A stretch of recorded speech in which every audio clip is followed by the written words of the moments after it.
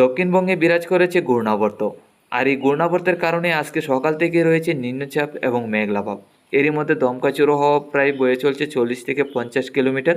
তাতে বাংলাদেশের খুলনা, বরিশাল, ঢাকা, কুমিল্লার দিকেই রয়েছে দমকা চড়ো হওয়া। এরই মধ্যে হালকা পাতলা বজ্রপাত।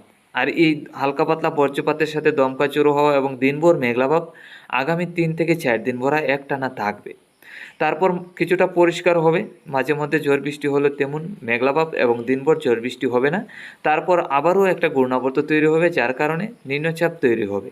আর এই নিম্নচাপগুলি দক্ষিণবঙ্গের একাধিক জেলায় প্রবেশ করবে, তাতে দিনভর ঝড় বৃষ্টি এবং মেঘলাভাব থাকবে। তো আমরা সরাসরি লাইভ ট্রেকিংয়ে দেখে নিচ্ছি বর্তমান সময়ে যে ঘূর্ণাবর্তের কারণে নিম্নচাপ রয়েছে, দিনভর মেঘলাভাবও আছে দক্ষিণবঙ্গের একাধিক জেলায়, তাতে কতদিন ভরা ঝড় বৃষ্টি হবে, তাতে আজকের দিনে কোন কোন জেলায় কী পরিমাণ বৃষ্টি থাকবে। এছাড়া আগামী দিনে আবারও যে একটা ঘূর্ণাবর্ত তৈরি হবে, কত তারিখ থেকে তৈরি হচ্ছে, তাতে কী পরিমাণ নিম্নচাপ এবং বৃষ্টির আশঙ্কা আছে তাও আমরা দেখে নিচ্ছি। আজ 1 আগস্ট বৃহস্পতিবার 2024।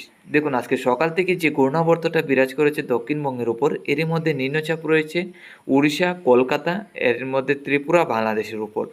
আর এই নিম্নচাপগুলি আজকে দুপুর পর্যন্ত থাকবে। দেখুন, দুপুরের মধ্যে দেখতে পাচ্ছি এই নিম্নচাপটা ছড়িয়ে পড়বে সম্পূর্ণ বাংলাদেশের উপর। এরই মধ্যে দমকা জোরো হাওয়া বইতে থাকবে 30 থেকে 40 কিলোমিটার গতিবেগে।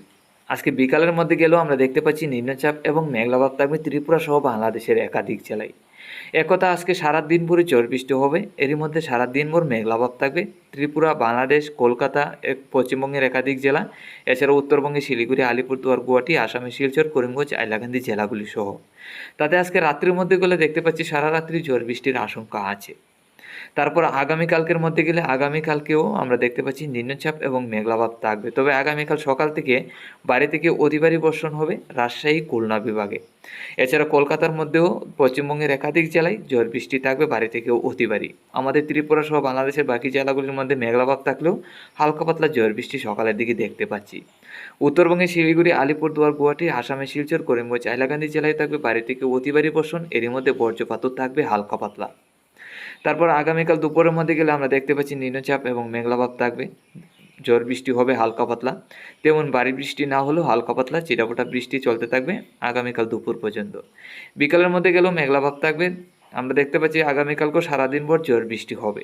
অতি ভারী বর্ষণ না হলেও হালকা পাতলা চিটাফোটা বৃষ্টি সারাদিন ভর চলবে। তারপর সন্ধ্যা রাত্রি থেকে কিছুটা পরিষ্কার হবে আমাদের ত্রিপুরা, খুলনা, বরিশাল, চট্টগ্রামের দিকে। তাতে তেমন বেশি একটা পরিষ্কার হবে না, হালকা পাতলা কিছুটা পরিষ্কার হবে।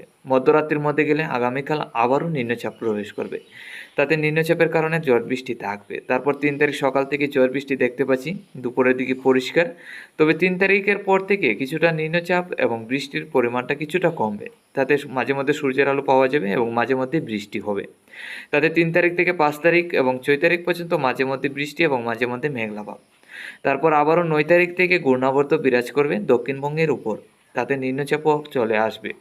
তাতে দিনভর মেঘলাভাবের সাথে ঝড় বৃষ্টি, বাড়ি থেকে অতি ভারী বর্ষণ, এরই মধ্যে প্রায় 30 থেকে 40 কিলোমিটার গতিবেগে ধমকাচুরো হাওয়া বইতে থাকবে। এরই মধ্যে বন্ধুরা কিছুটা আপডেট পরিবর্তনও হবে। 9 তারিখে আস্তে আস্তে আমাদের কাছে আরও 3 থেকে 4 দিনের হাতে আছে, তারপরের আপডেটে আমরা হয়তো কিছুটা পরিবর্তন হলেও নিম্নচাপ তৈরি হবে, এটা সঠিক আছে।